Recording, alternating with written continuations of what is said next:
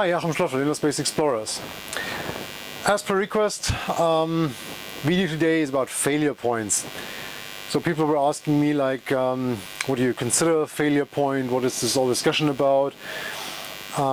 Especially like in the early days of this DIR-Diving thing, there was a lot of like, this is a failure point, you can't do this and you can't do this. And so let's talk about it in a few examples that I prepared, and probably that gives you a little bit of a better idea of what this is all about.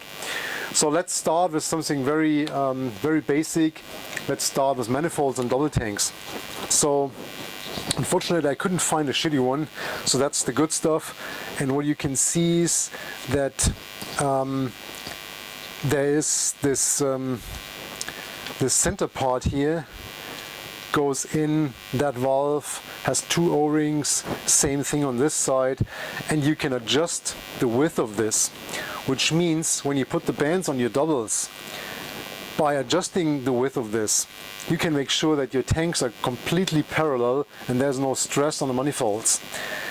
There are some out there that just have one O-ring and like a nut on top of that, so the distance between the two ports is fixed. So if the bands do not 100% fit to these valves, to these manifolds, the tanks actually come out like this or like this, which means there's permanent stress on these parts of the valves. So that I would consider a failure point, because I have a set of tanks on my back, which is my life support, which is my breathing gas. And now there is a chance of this leaking, breaking, whatever. I mean, there's a lot of stress. Most people, I mean, carry their tanks like this, especially their doubles.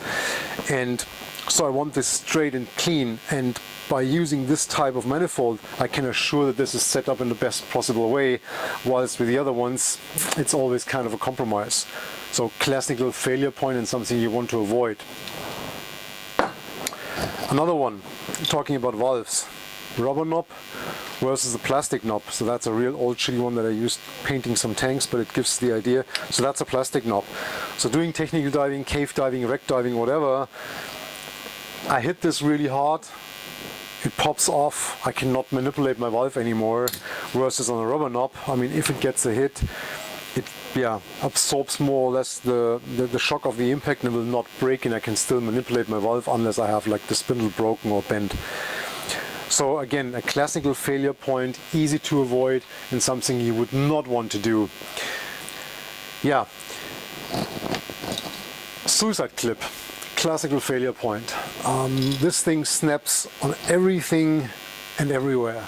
And I've seen people like having those attached to their gear, like on the belt or something like that. And you can actually see that if something goes in here, it's sometimes really hard to get it back out. So my fingers are actually caught right now. So there's no way to solve this easy with one hand. So you always want to use a proper bolt snap instead of these so-called suicide clips. So that would be a classical failure point. Talking about snaps, that's a brass one, which we try to avoid. But the spring in here is stainless steel, that's why it's still working. And that's actually just a working carabiner. I'm not sure where this is from.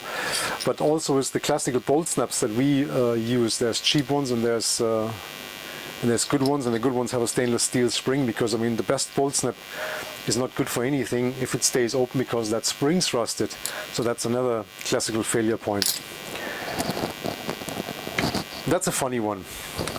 There was a time where people started to remove those classical bands, straps from their instruments and replace them by bungees. So obviously the benefit is that you have redundancy, so even if one of those straps is breaking, you still have the instrument on your arm. On the other side, if you're diving a dry seat and you have a leak on your wrist seal, and you use something like this, or even better like this, that you can just tie down, you can actually prevent the water flow from getting really severe. So this is a good example for, where do I want to go? I mean, do I have a higher chance of losing an instrument, or is this something critical, or is it probably better to have something like this that can save me from getting my suit completely flooded? By the way, this type of of band is actually pretty bulletproof. They do not break, so that's actually something I really like on my compass especially. And I mean, on these there's a few things. I mean, this small metal bar here can break, like you also know it from watches, and obviously at some point these holes will go. But I mean, that's something that you can replace from time to time, and obviously you can always go for one of these solutions. But that would be a nice example for a failure point discussion.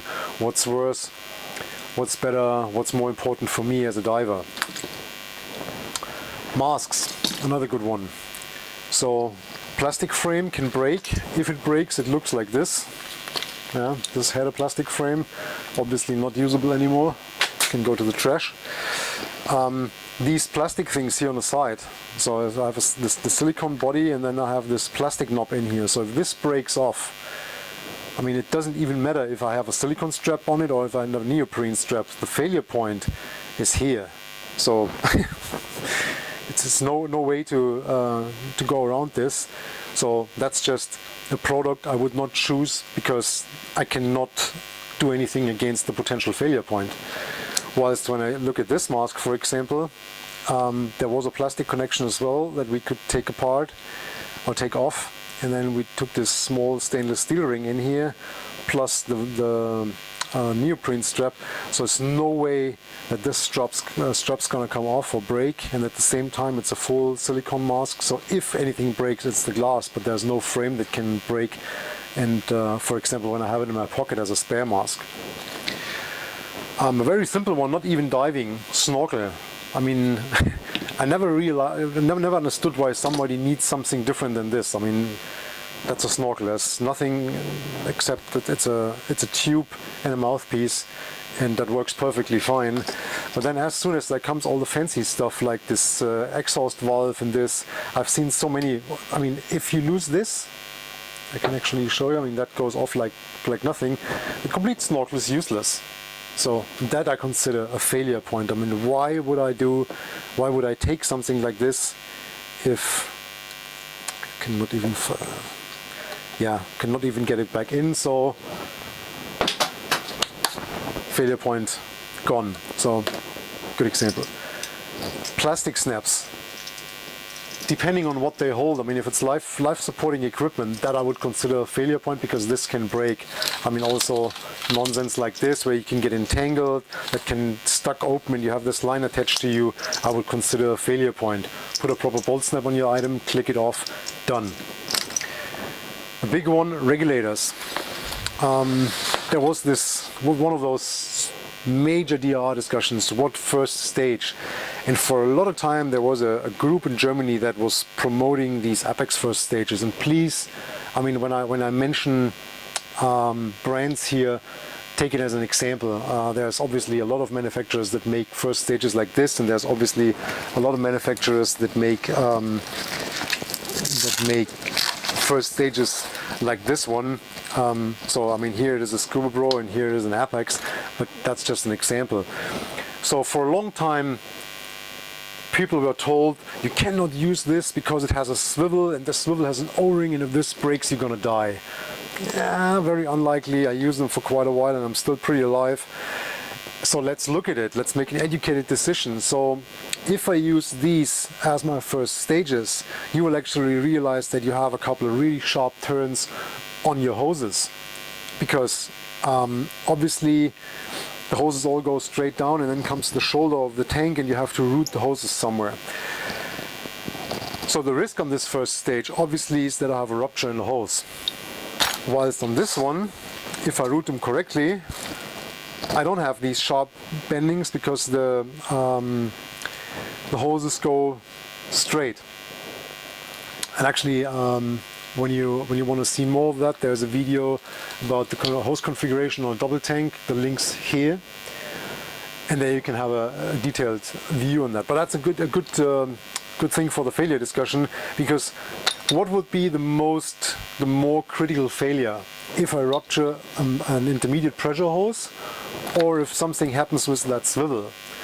Well, the swivel is in a housing, it cannot go anywhere, this O-ring. So even if there goes a little bit of sand or dirt in there and it starts to leak, I mean, you will see small tiny bubbles come out here. one at a time, nothing major. So there will not be any major gas loss from that. If you rupture intermediate pressure hose that is designed to deliver a lot of gas, obviously you have a tremendous gas loss. So I would always rate one of these first stages over one of these. I mean, breathing characteristics, all of this aside, just a proper hose configuration has less risk for me of a ruptured hose and therefore a dramatic gas loss. All right. This could go on for quite a while. I mean, with tons of different things, but I think that was a good overview, and I hope this gives you a little bit of an idea of this failure point discussion. In the end, it is always a decision you have to make, and it always depends on the type of dive you want to do, on the type of equipment you have to use for your dive, the environment you're in. So sometimes you always have to make a certain compromise. Yeah, but I hope it helps you to get a little bit of better understanding of this discussion. All right, if you like this, give us a thumbs up.